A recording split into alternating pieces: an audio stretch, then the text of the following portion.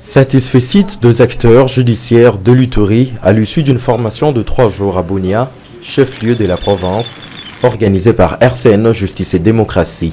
Elle a été axée sur la corruption et les infractions assimilées.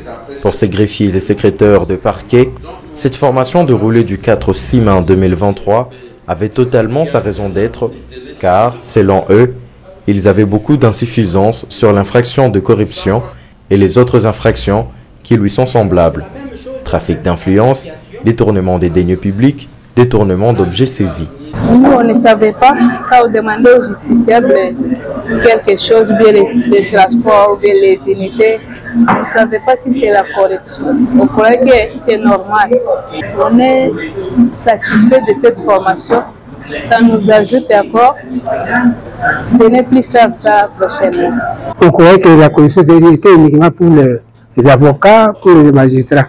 Or, nous aussi, nous sommes concernés. Ça m'a changé. Prochainement, je vais rendre au service judiciaire un beau boulot et beau travail, sans corruption. Ces différentes interventions rencontrent l'objectif exprimé par le formateur en début d'activité.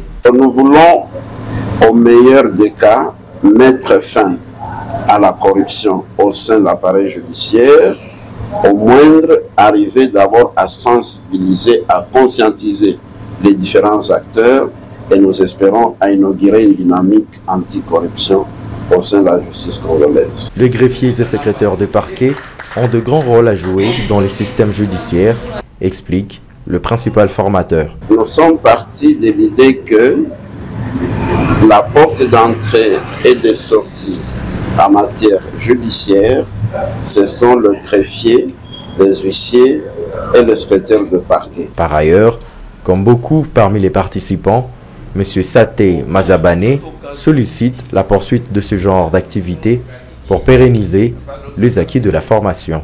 Nous demandons à ce que cet organisme ne cesse pas, que cela se fasse continuellement. Juste au début de la séance, certains parmi les participants s'étaient déjà engagés à combattre la corruption. La corruption, c'est un fléau. C'est un mot qui ronge la société congolaise. Il nous est demandé de relever ce défi-là. Nous, en tant que les acteurs de la justice, nous devons faire tout pour ne plus rester en charge des justiciables. Pour le professeur Arnold Nialouma, enseignant de droit à l'Université catholique de Bukavu au Sud Kivu, plusieurs observations ont été faites à l'égard des participants.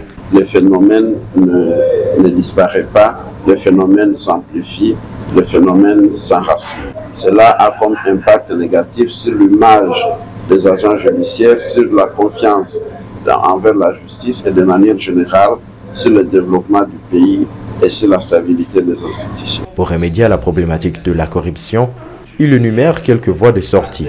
La corruption est une infraction et les conséquences pénales sont lourdes.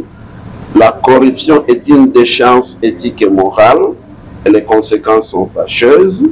La corruption comporte également des conséquences sur l'image personnelle et ne rapporte pas.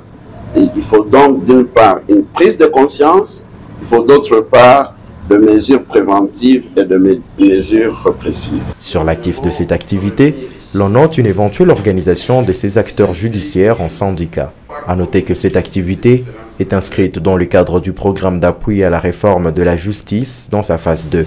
Il a pour objectif de renforcer l'état de droit et promouvoir la démocratie en RDC. Il se focalise sur 3 principaux résultats, dont l'accès au droit et à une justice de qualité est renforcé, la lutte contre l'impunité et la protection des droits humains sont renforcées et la lutte contre la corruption est renforcée. Outre l'Ituri, il est exécuté dans les provinces de Kinshasa, de l'Équateur et du Kasaï.